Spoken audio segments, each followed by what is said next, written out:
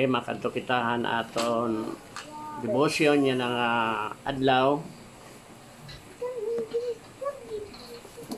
Aton pakleon aton Biblia didiha Salmo 39. Salmo 39. Versikulo 7 ngadto 13. Amin yan ang tao nga nag 7 ngadto 13. Amin ni an ang tao naglalaom, nagaampong nga nagbabasolan iya mga sala.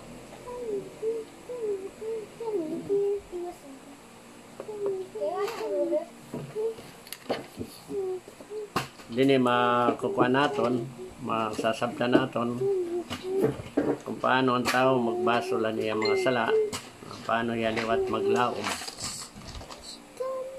Sige, basa ha. And now, O Lord, for what do I wait? My hope is in you. Deliver me from all my transgressions. Do not make me the scorn of the fool. I am mute. I do not open my mouth, for it is you who have done it. Remove your stroke from me. I am spent the hostility of your hand. When you discipline a man with rebukes for sin, you consume like a moth what is dear to him. Surely all mankind is a mere breath. Hear my prayer, O Lord, and give ear to my cry. Hold not your peace at my tears, for I am sojourning with you against. Amen. Darayawon ang Dios sa iya mga pulong. Nga nagpapasalamat ako nga kita nagpapadayon ita aton matag adlaw nga aton family devotion. I hope nga anibaliwat naton nga mga kauro sa simbahan PFCY nagbubuhat gyapon hira sugad hini. So salamat kada usa nga nagbubuhat ini nagkamayadan nira family devotion hera tagsa-tagsa nga panimalay. Amen. So balik kitahan aton teksto yan ang adlaw bayninihan tao nga lalaom aampong nga nagbabasolan iya mga sala. Versikulo 7 Salmo 39 asin dinhi sanglit ano paman ang akon kalalauman o Ginoo, aadagod laha imo ang akong paglaom.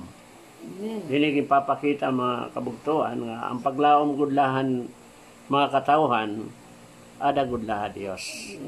So ini nga aton nga naging bubuhat o yan ang nahitatabo nga crisis ang aton lagod kalalaong man dinhi ang aton buhay nga Dios. Waray na iba. Nga hindi kita maaram kung ano it mga gimbubuhat it aton mga adaha may katungdanan.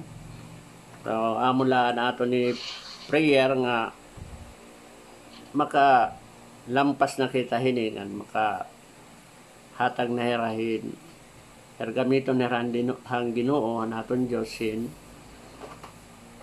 kasulbaran herang gamitong kasulbaran ini crisis. Versikulo 8 nasin didi talwa sa ako han nga tanan nga akon mga sala ngan ayaw tuguti nga mag biyay an akon mga lorong.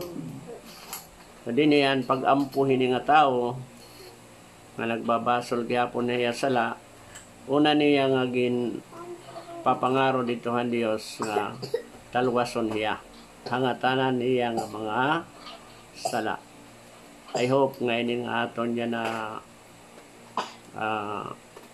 nitatabo yan ang adalahabalay, nag-lockdown ang mga ibang lugar o haros bugos nga kalibutan nga mamalandong hira, mangaro hirahin bulig, magampo hira nga tuhan aton Dios nga may ida pagbasol. Importante ang pagbasol.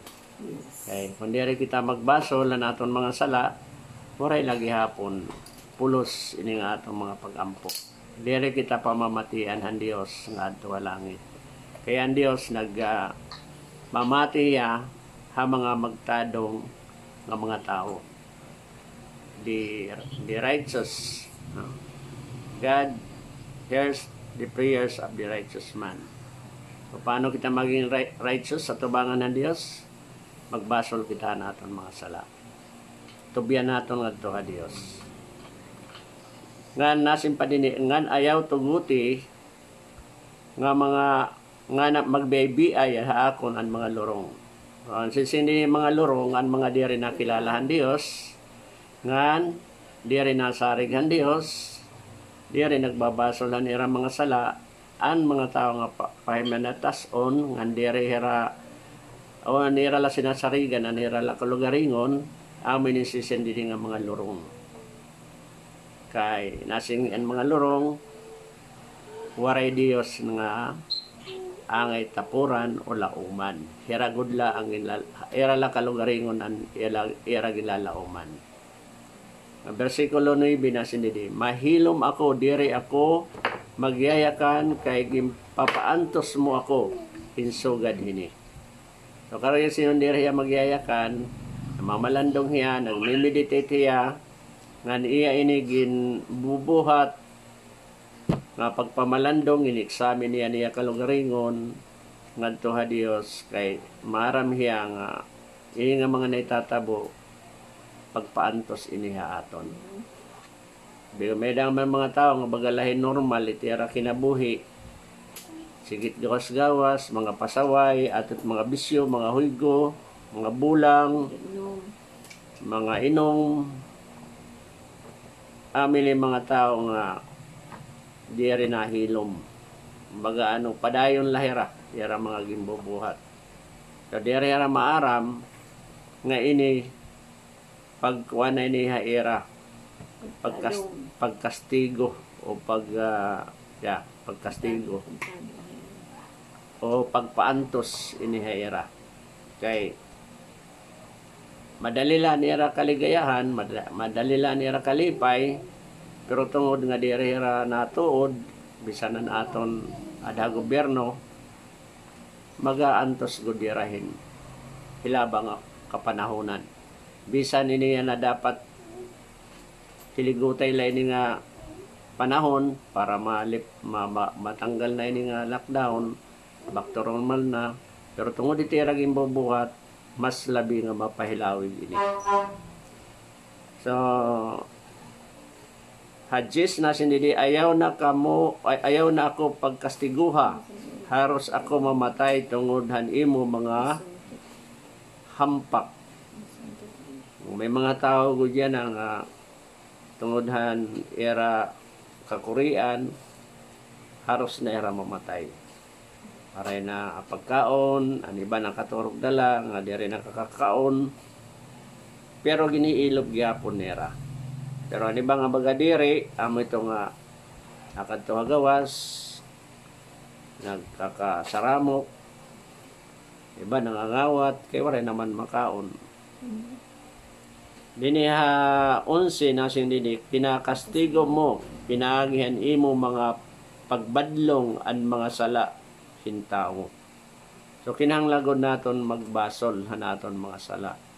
Kay pinagihin kinkakastigo ang mga tao, pinagihan mga pagbadlong o mga pagsaway inihan Dios sa aton.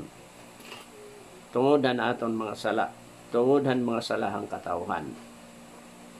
Naobserbaran naton nga yan ang tuig 2020 puro good mga pagkastigo aton han Dios tungodan kalibutan, sobra naman ang kalibutan at pagpakasala. Bisa ni kita nga mga magtadong nga tao nadadamay kay guro buti man kita kontrakt damo magpakasasala. Pero ang good news ito dida gintatalos kita ang Dios. Amen. Amen. Ini nga mga pagkastiguhan Dios nakakalikay kita. Darayawon ang Dios. Ngan nilalaglag mo an iya hinigugma pariyosin alibangbang. Ini may gihapon ang mga hinigugmahan Dios, ang mga taong magtanong nilalaglag na la ito karoy isignon. Hini nga tungod nga dinahira makakailob, hini nga mga pag-antos, ikukuha na lang aton Ginoo kaysa mag-backslide pahira. O, di kita makasari nga porque Christian di rin na mamamatay o di rin na nga karataan. Pero ginlilikayan Dios, ginpapabayaan na lang at Ginoo nga kuwaon hiya kay para mawaraman na niya lawas at least an iya kalag masave. Hallelujah. Ma-preserve. 12, dunggan akong pag-ampo o Ginoo. So naning kamot gihapon ini nga tao nga naglalaom inupdan niya pag-ampo ngan pagbasol. Amo niya pangaraba. Dungga an akon pag-ampo o Ginoo. Ngam pamati an akon mga pangaraba. Ayaw paghilom kung nagsasampit ako haimo. So, ini nga aton mga ginaampo, ini nga aton mga gimbubuhat na ngaraba kita Dios. Nga nalawom ako nga tagsa-tagsa nga mga Kristohanon. Kaya mga panimalay may daira family devotion. Kaya amula ini nga panahon nga kita makasampit nga tuhan aton buhi nga Dios. Parihon akon mga kapoy-apuyan. Bisita ako nimo hinhalipot la nga panahon. Pati kang painihad to nga mga kapoy-apuyan nato ng mga tao, bisita la kita hinidinihini nga kalibutan. Halipot lang nga panahon. So ini nga halipot nga panahon, kinahanglan gamiton naton ini kapaglaom ha Dios, pag-ampo nga to ha Dios, nanlabaw nga tanan magbaso lang naton mga sala. Kay lumalabay lang kita dinhi. Ana importante aton ang kinabuhi nga waray katapusan dito sa langit.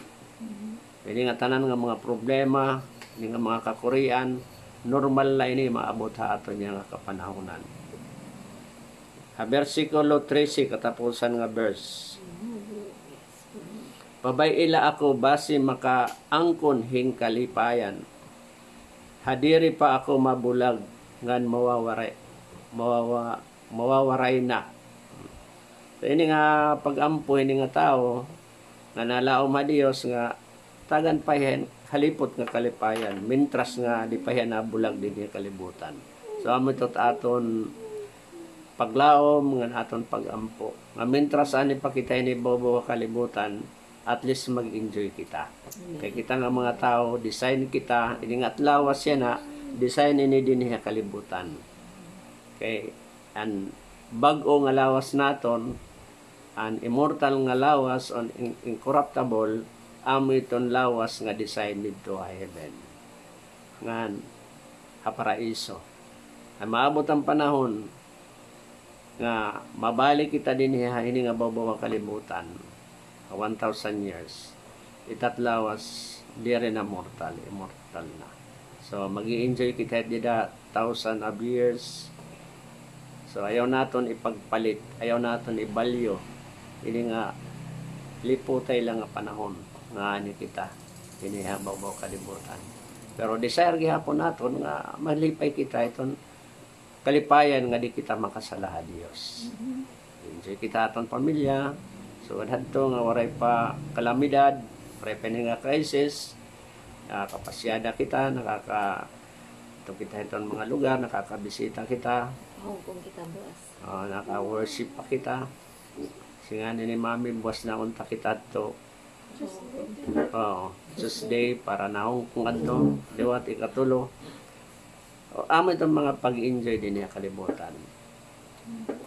So, may dagihap kita paglaom, may da kita pagampo, dabaw nga tanan kinahanglan may da kita pagbasol nga tubangan na Dios. So, narayaw ng Diyos, glory to God. Pagampo kita. Amay nga Dios, salamat Ginoo nga mga pulo nga mo nabatian. Na nalaom lagi hapon kami amay nga Dios, didahay mo Lord. Ikaw lang na among ginalaoman, waray na iba. Salit nagaampo kami amay nga Dios. Nga ilikay kami hini nga mga kataragman niya na. Ana among imbabasulan tanan namon mga kasalanan. Ano man mahitabo Lord, ready kami ginawa namong kalag nga imo tatalwason. Ngan kami na nalao mami nga Dios, nga mabalik na ang normal namong nga panginabuhi Ginoo. Thank you, Lord. Di mo nga kami Lord magin concern didahay mo na among partiha mga spiritual nga bagay. Salamat Lord, ginaampo namon nga tanan namong kabugtuan. Dinhi Tacloban, hay ba man nga lugar, among mga parente, mga kakilala. Kapadayon hira Lord, magampo, maglaom, ngan magbasol hanira mga sala. And I hope Lord, na matatapos na ini, makakatalwas na kami ini nga mga problema. Ini nga tanan na among ginaampo, pinaagilahan ngaran, among buhi nga makagaraom nga Ginoo nga mataralwas kay Ginoong Hesus. In Jesus name. Amen. Palakpakan natin ni Lord. Thank you, Han. Pagkaurosa.